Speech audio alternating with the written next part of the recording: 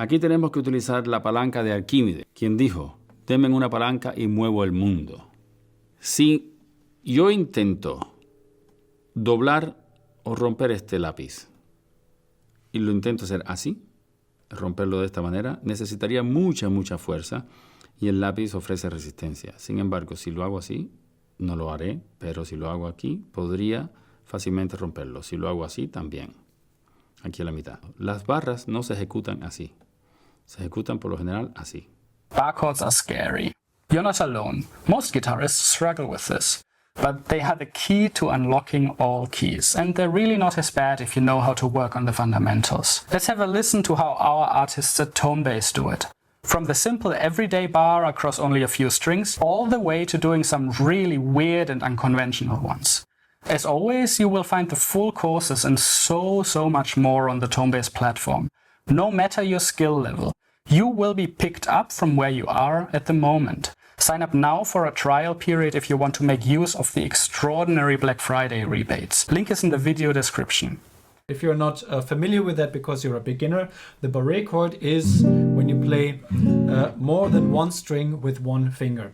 So you can do a short barre, like only over 2 strings, a half barre, over 3 strings, full barre, and all kinds of barres that we're going to look at today. We believe that there's a lot of force needed, a lot of strength needed when we press down all the notes. But we are going to look at how much force and how much strength we actually really need in order to do that. Actually, you could play a barre chord without the thumb at all, so without using the opposing motion, like the opposing force between those 2 fingers. While the barre is one of the few techniques that requires some strength, it's all about the correct execution. You actually don't need to press the index and the thumb together. The muscle, this one here, between the thumb and the index finger, it is actually there to stabilize the hand, to stabilize the lever that we are going to use in order to have the best possible rotational force that we need in order to press down barre.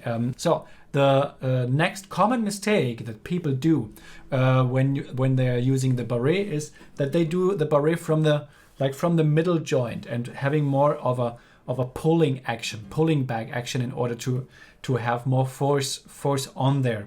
We don't pull with the finger because when you pull with the hand, you usually don't exert force equally on all the strings. Sometimes, and most of the times, that's even not required to have like strength equally on all the strings. Usually you press your thumb and your index together, and this is really limiting your range of motion. The next common misconception and common mistake that I see for people, especially doing the full barre, they're pressing the barre like too short on the fretboard because they think, okay, I need the barre for 6 strings, then I'm gonna play it until the 6th string. But what I always advise my student is to play the barre until the imaginary 7th string. So what does it mean? So by playing the barre, like not only until here, but a little bit above, you know, as you can see when I'm doing the barre, I'm not stopping at the edge of the fretboard. I'm actually playing a little bit higher, so that my top of the finger actually looks, maybe I can show it like that, looks over like that, over the fretboard. Why am I doing that? Well, the thing is, when you look at your finger, you have some fleshy parts and you have some bony parts. And when you push your finger a little bit higher, the joint, the bony part of your finger actually goes to the 3rd and the 2nd string. And those strings are usually the strings that are the most complicated. Okay, so we start with a B minor chord, okay, like that. And what I sometimes see people do is pressing down the whole barre and playing this chord. And this costs you a lot of energy. So what I usually do is I play a barre which is like that, which is not really a barre. I'm just pressing down the 5th string, and with the joint I press down the 1st string. And actually in the beginning I'm not pressing down the 1st string at all. I just play this chord, and then I bring down the joint of the finger in order to press down the 1st string. Let me actually show it like that. Maybe you can see it like that.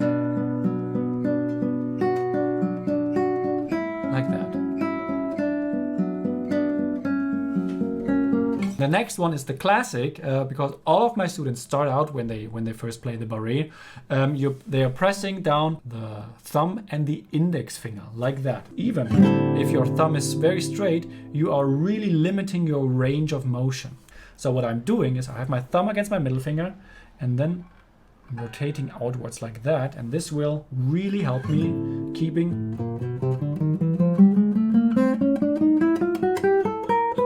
all the range of motions that I need. Let's talk about the full Barre. The optimal left hand position remains the same. So my professor Joaquin always explained it to me like the bull that you're going to tame.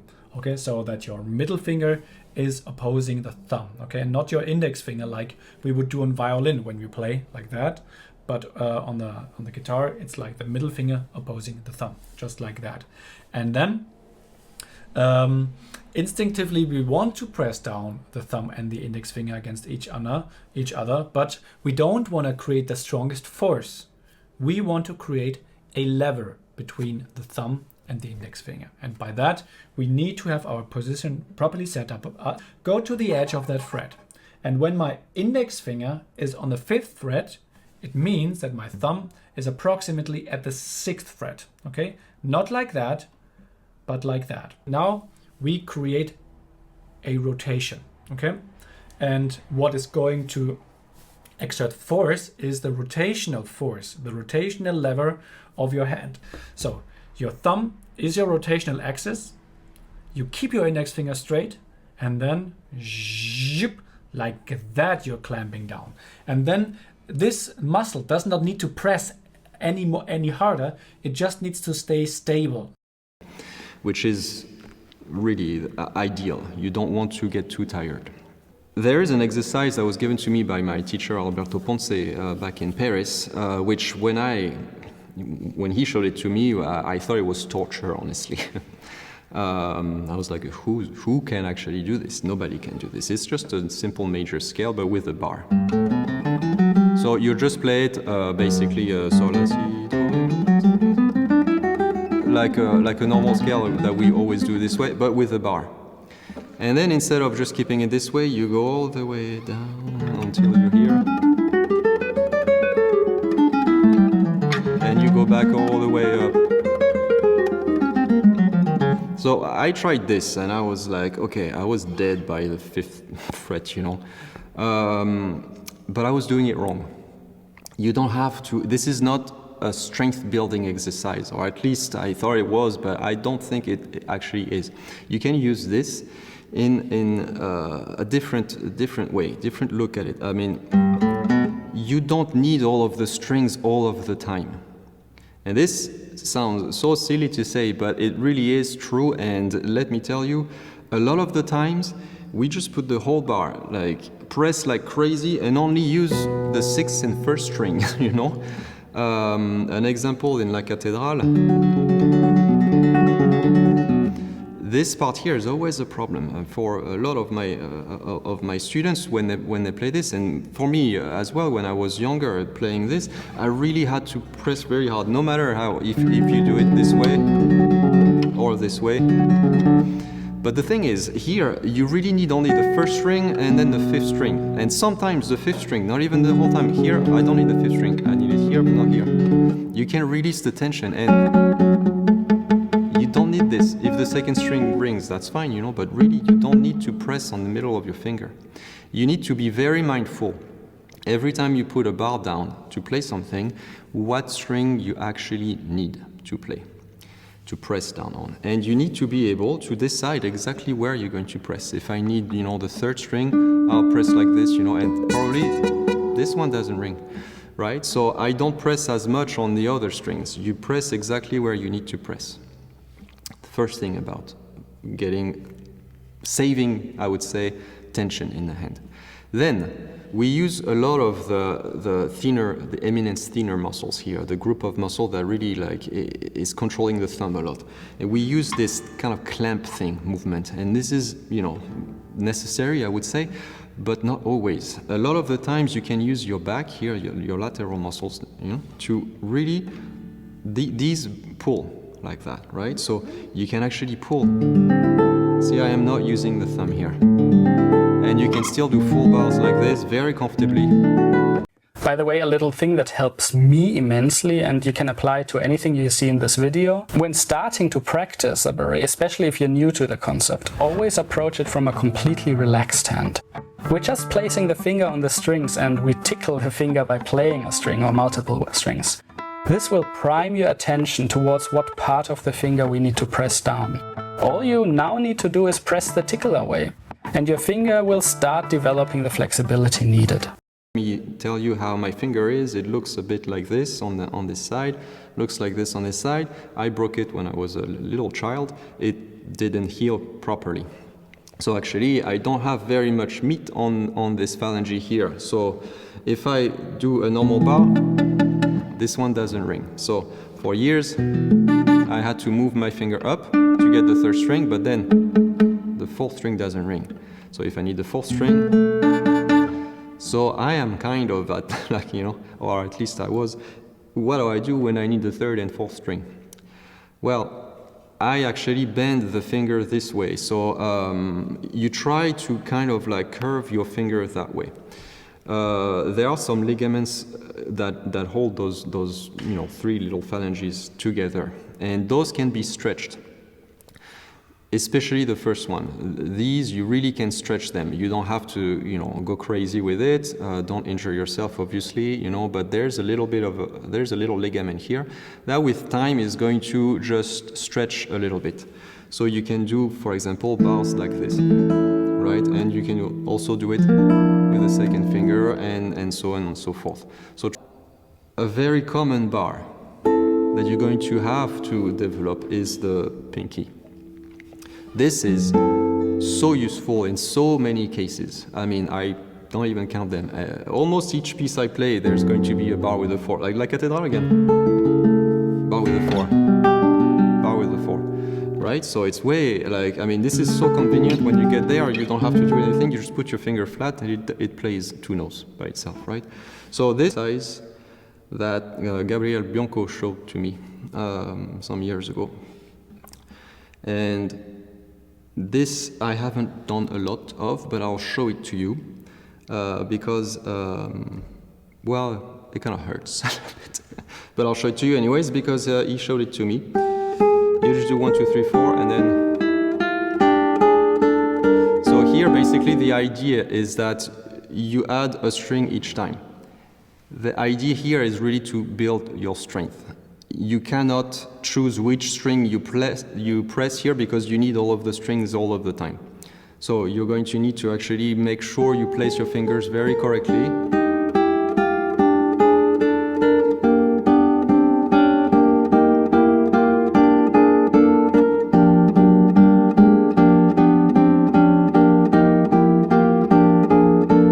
And the idea is that you go through all of the strings this way. You can do arpeggios.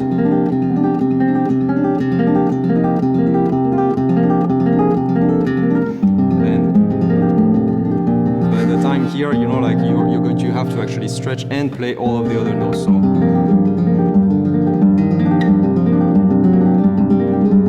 I'll try to finish it. If you arpeggiate everything like this, you have to stay longer, so it's even harder, right? So this is an exercise that I don't love, but you know, this is actually building strength. So I wanted to show. La barra o cejilla es una cuestión de práctica.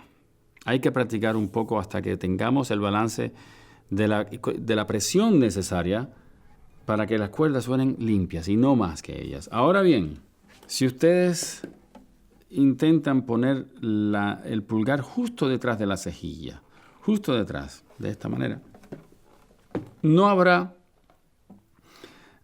mucha posibilidad de que suene limpio. Aquí tenemos que utilizar la palanca de Arquímedes, quien dijo: deme una palanca y muevo el mundo. Si yo intento doblar o romper este lápiz y lo intento hacer así, romperlo de esta manera, necesitaría mucha fuerza y el lápiz ofrece resistencia. Sin embargo, si lo hago así, no lo haré, pero si lo hago aquí, podría fácilmente romperlo. Si lo hago así, también. Aquí a la mitad. Por lo tanto, ¿cómo optimizo yo la presión? ¿De este modo o de este modo? Las barras no se ejecutan así. se ejecutan por lo general así, de este modo, utilizando el efecto de palanca. Por lo tanto, la barra de la mayor tiene el pulgar un poco desplazado, por naturaleza. Si prestamos atención a la sensación nuestra en la mano, nos daremos cuenta que el pulgar exactamente detrás se desbalancea. La mano, la posición shake a little bit, se mueve un poco, queda un poco inestable. Tenemos que ponerlo prácticamente detrás del dedo 2, en este caso. Es distinto si tengo que girar la mano a otra posición. Pero por lo general la barra utiliza el efecto palanca. Vemos que el pulgar está casi en el traste, o ya dentro del traste 6 en este caso, para poder hacer este juego. Las barras, si el pulgar entonces va de frente, opuesto a la posición frontal, pulgar es lateral, barra, pulgar va de frente. Por lo tanto, miren, las cuerdas van a ser presionadas por este lateral del dedo, aquí. No así. Eso sería una excepción para las barras, pero básicamente este movimiento sería más fácil, porque además este huesito que tenemos aquí nos ayudaría a presionar tercera, cuarta cuerda. Más allá, tenemos que darnos cuenta de qué cuerdas debo presionar en un La mayor. Todo lo que necesito en la barra es eso. Por lo tanto, miren, eso no lo necesito. La mano está bastante girada sobre el lateral. El pulgar no está 100% frontal, pero está bastante frontal en comparación con una posición de escalas. Y aquí no hay nada sonando. Lo mismo.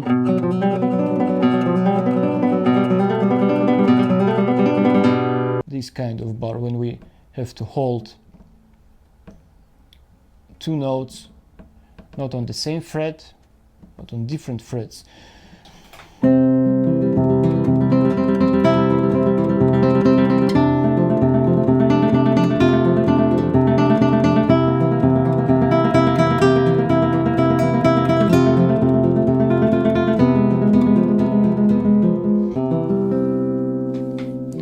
So the second chord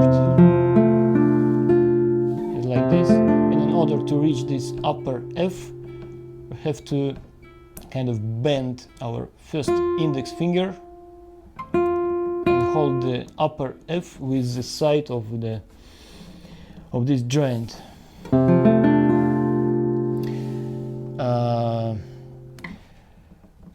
Since we're talking about the Giuliani, a lot of examples in his music where we can use cross fret bar, for instance, some cadences from his Rossinianas.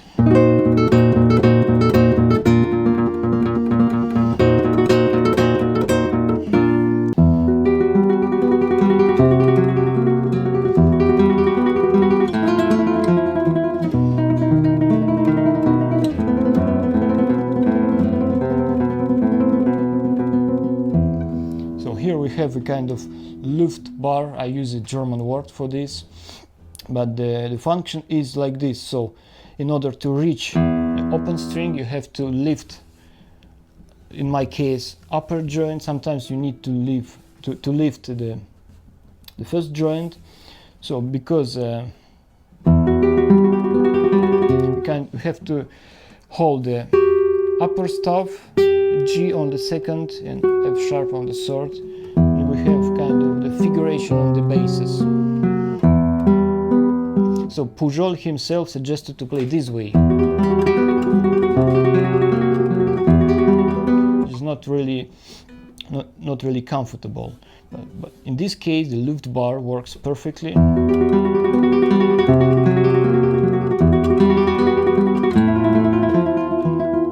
Then comes kind of mixing of cross fret and hinge bar. B, D sharp, A, D sharp and E. In order to hold D sharp and E, we have to bend the finger again, so the finger looks like this.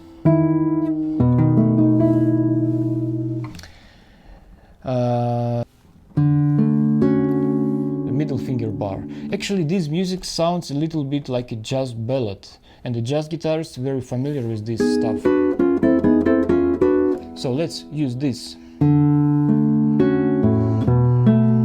The second measure, the normal large bar comes, and then in the third measure, in order to keep the upper F sharp ringing, we have to do this motion, and this is called Luft bar. So the transition from the second measure to the third.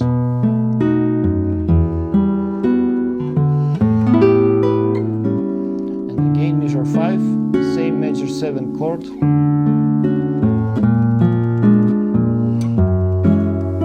Measure 7. Luft bar. So in order to reach upper E, I have to lift this joint.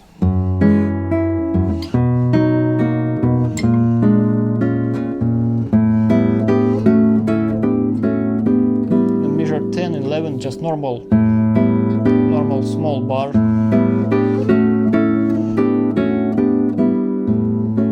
And again.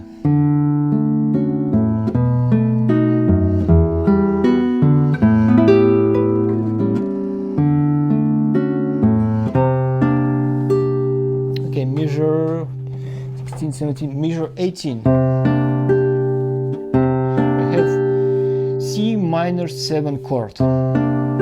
Actually, the jazz guitarists use this fingering for minor 7 chords. So not this way, but this way.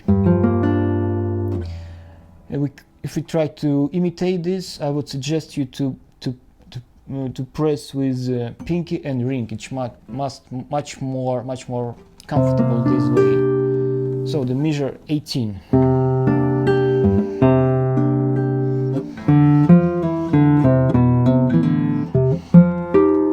Measure 22.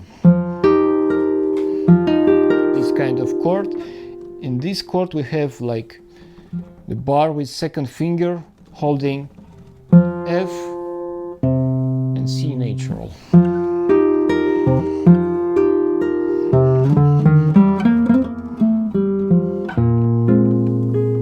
Measure 26, we have this fantastic chord. The best option is to do both hinge bar here and the bar with the second finger, and the whole chord sounds like this.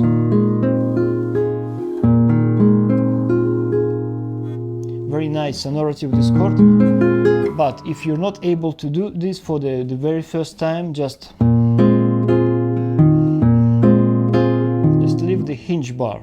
So again, the notes are B flat, A flat, C natural, F, and upper A flat. In order to reach this upper A flat, we have to kind of bend I finger again, the index finger.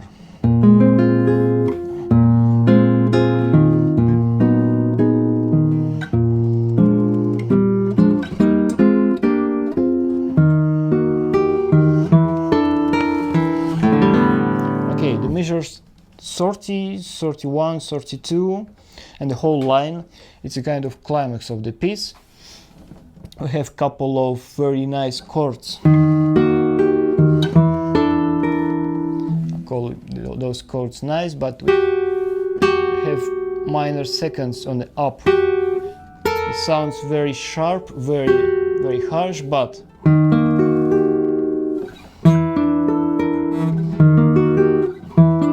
as a part of the chord, sounds very nice. Measure 31. The chord is E, D, A, B flat. So we use the same as before, the middle finger bar, holding E and D. I'm trying to imagine how Segovia would play this. Segovia would play this way. Also nice, but this fingering allows you to achieve a kind of different sonority. You can compare this way and another way.